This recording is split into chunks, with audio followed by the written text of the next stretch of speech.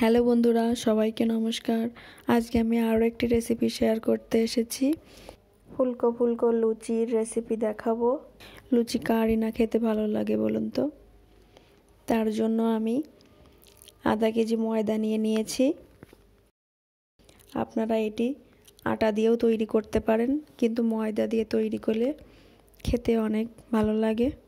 ময়দার ভিতর হাফ চামচ লবণ দিয়ে দিতে হবে।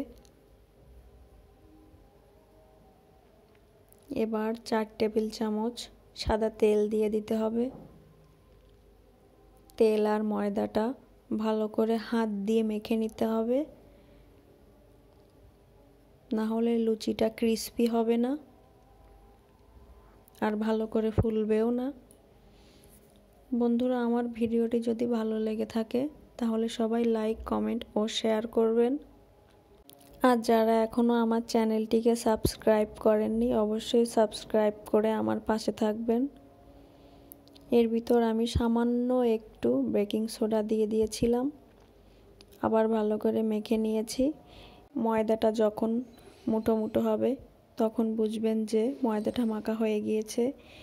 এর ভিতর একেবারেই জল দিয়ে দিবেন না, অল্প অল্প করে জল দিয়ে ডোটা তৈরি করে নিতে হবে। এই যে ডোটা তৈরি করে নিয়েছি,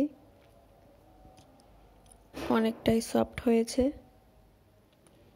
এবার ডোটা কিছু সময়ের জন্য ঢেকে রেখে দেব।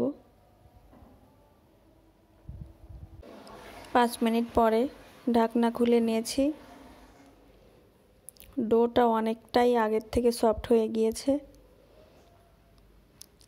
এবার ডো থেকে ছোট ছোট করে গোল গোল বলের মতো করে নেব।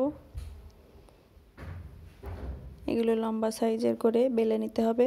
আপনারা গোল সাইজের করেও নিতে পারেন। আমি লম্বা সাইজের করে নিয়েছি।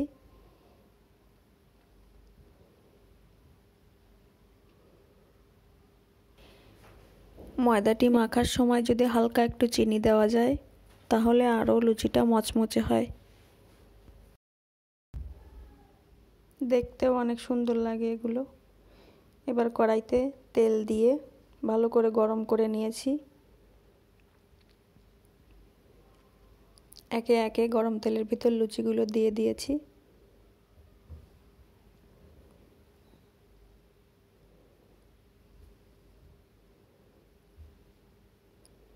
লুচিগুলো চেপে দিলে ভালো করে ফুলে ওঠে।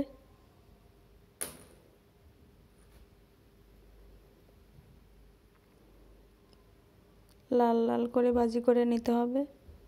আমি লুচির সঙ্গে কাশ্মীরি আলুর দম করেছি। ওই রেসিপিটা আমি অন্যদিন দেখাবো আপনাদেরকে। লুচিগুলো লাল লাল করে ভাজি করে নিয়েছি। এবার নামিয়ে নিতে হবে। ভিডিওটি দেখার জন্য সবাইকে অনেক অনেক ধন্যবাদ। সবাই ভালো থাকবেন, সুস্থ থাকবেন। টাটা।